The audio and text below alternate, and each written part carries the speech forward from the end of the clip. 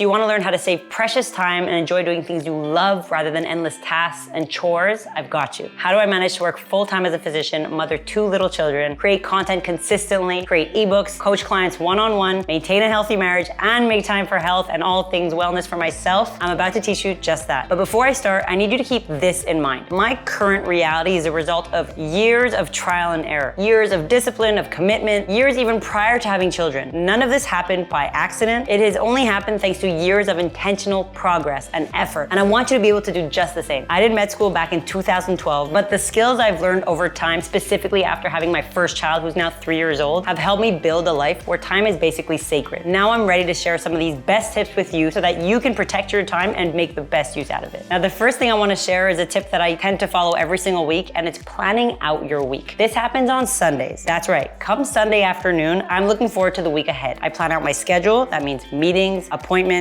birthdays for both myself and my children. I plan out content. I plan my emails. Now, whether you're in the creator space or not, planning the week ahead and clearing the week before will get you a head start on Mondays. This may seem redundant, but the second Monday starts and you open your eyes, rather than feeling like a tidal wave is about to take over, it'll feel more like a gusty wind. People despise Mondays, but if you went into it with a prepared mind, you'd feel so much better. The other things in terms of planning on Sundays is planning out my groceries. Now, you may not have an entire menu for the week, but having your groceries already done will guarantee a lot of time saved. Something I've been doing for the longest time is ordering my groceries online. I do this with Walmart almost weekly. For those of you who go into grocery stores, I strongly suggest having a list with you because otherwise our stomachs take over. We do our grocery order mindlessly, but if we know what we need or if we're doing it online, it's hard to get distracted. I suggest writing out some of your favorite carbs, veggies, and proteins. The second tip I want to share with you, and you've definitely heard about this in the past, but I'll tell you why it's so beneficial, is preparing some food. Now, I don't want to call it meal prep because that has such a stressful connotation, but just preparing some food, not necessarily on a Sunday and definitely not necessarily for hours, is going to get you a long way. This doesn't have to mean 3 meals a day for 5 days a week, nor does it have to mean countless hours in the kitchen. This could be as simple as preparing 2 proteins. I like to make a chicken and a fish for a couple of days in a row, or a chili and a big soup, something that's going to be lasting but also satiating. You could prepare a few grains like quinoa, chickpeas, rice, and keep them in your fridge. Hell, even just cutting up some vegetables is going to save you a lot of time and definitely save your health. Another winning move is making healthy muffins for a couple of days. I have a muffin guide that I'll link in the description below, completely free. Have that with a side of yogurt, cottage cheese, whatever you'd like for breakfast, and that saves you a lot of time. Now, why? Why do I recommend preparing some food? And like I said, not necessarily on a Sunday. I personally work 1 day a week from home, and that's the day that I like to prepare my food for a couple of days in a row. I do this because the time you save by having things prepped and easy to go way outweighs the creativity process of trying to make something new every single day. I know because I've done both. Before having kids, I had fun in the kitchen. I tried new meals every day, new recipe. Now that life gets busier, as I'm sure many of you relate to, having something that you could quickly grab, heat up either in the oven or in the air fryer is life-saving. Another reason why I suggest strongly to meal prep is that if you care about your health and if you care about your budget, this is something that you're gonna wanna start doing. Having prepared food is a guaranteed way to eating healthier, and it's also a more likely way to avoid ordering in. If you want a fuller video on my meal prep process, feel free to comment below in the description and I'll be happy to make a video on that topic. Third tip on how I save a lot of time, and this is whether I'm in clinic or not, but more on the creative days where I'm not necessarily bound to a strict schedule, is planning the task for that day. I know I plan a lot, but a goal without a plan is just an idea. So if your goal is to save time, then you need to have a clear plan. And if you really want the best life possible, you need to start thinking ahead and stop with the chaotic randomness. Stop with waking up and crossing your fingers and hoping for the best. Good things don't happen by accident. They happen on purpose. The only way to manifest is by putting intentional action towards the things that you want to achieve. My advice for the day-to-day planning is this. I will only write down 3 to 6 priority tasks every day, and then I will enumerate them by priority. Let me give you an example. I'd like to prep some food, script a YouTube video, email somebody, making an appointment or a call to the bank, getting back to a client about XYZ, and paying a bill. Now, if you want to be extra, and this could be intimidating at first, but I promise you get better over time, is gauging the amount of time needed for each of these tasks. For example, writing this email should take me about 10 minutes. Reaching the bank might take 45 minutes. I'll write the amount of time expected to complete that specific task. It's normal to be off at first, for example, how long I thought it would take to script this video, but I promise with time you'll get better at gauging your time and managing it, and it'll save you loads down the line. If you think something's gonna take you 1 to 2 hours, you will not create 6 priority tasks that take that long. Once you realize that a certain task takes that much time, you'll be able to realistically include those 3 to 6 tasks in your day. Now, my next tip or piece of advice, and it's related to the last one, so there's a rationale to the order of this video, is something called time blocking.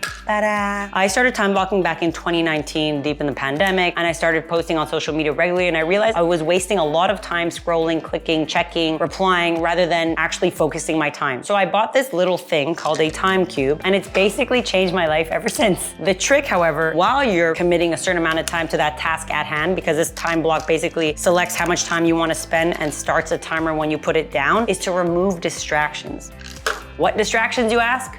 Whether you're time blocking or not, your worst distraction is your cell phone. Notifications are your worst enemy when you're trying to be more productive and save your time. Our attention spans are already nil. Being reminded of an email, a like, a comment, a text message is the last thing you need when you're trying to save your time and complete your tasks. Now finally, time-saving tip that you probably were not expecting, but that likely saves me the most time. And that, my friends, is meditating. I've spoken about this briefly in another YouTube video, but beyond its benefits in the context of improving your anxiety or potentially treating it, and if you're interested in that, you should definitely check out that video, are the benefits on our focus. Meditation has been scientifically proven to increase the density of our prefrontal cortex. This is the part of our brain that is responsible for focus, memory, decision-making, increasing our capacity to do more in less time. I know that meditation is often misjudged as a waste of time, but I promise you it's quite the opposite. It is one of the most productive things I do in a day. I have personally been meditating for over 5 years, and I can guarantee you I've never been more focused in my entire life. In summary, friends, plan your week, prep some food, set priority tasks for each day, time block, and start meditating. I would love to know what you enjoyed most about today's video, which tips you'll be implementing into your life, and finally, please subscribe to my channel if you want more videos on how to build your best life possible. Remember that you are your greatest investment. Thank you for being here.